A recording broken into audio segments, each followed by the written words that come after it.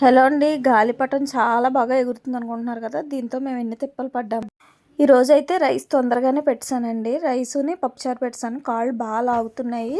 ఈరోజు ఇంకేం వంట చేయలేక త్వరగా పప్పుచారు అయితే పెట్టేసాను.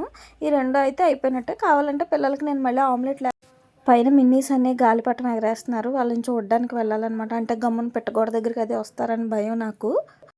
ఇదిగోండి ఈ మొక్కలైతే మొన్న రమ్య మేడం గారు వాళ్ళ ఫంక్షన్‌కి వెళ్ళినప్పుడు తెచ్చామన్నాం కదా! జామ మొక్క, స్వీట్‌లయి. అమ్మోళ్ళ ఇంటి దగ్గర జామ మొక్క ఉంటదనమాట. అది పెద్ద చెట్టు. బాగా కాస్తది. ఇది కూడా అలా కాయాలని అందరూ విష్ చేయండి. నాకు జామ చెట్టు అంటే చాలా ఇష్టం.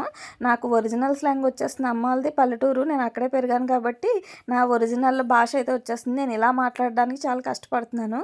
రెగ్యులర్‌గా మాట్లాడే మాట పల్లెటూరు భాష దానికి అదే వచ్చేస్తదనమాట. ఈసారి అలాగే మాట్లాడేద్దాం అనుకుంటున్నాను. ఈ గాలిపటం ఎగరేయడానికి ఎన్ని తిప్పలు పడ్డామో మొత్తానికి అది ఆ కొబ్బరి చెట్టులోనే చిక్కుకుపోయి తెగిపోయిందనమాట.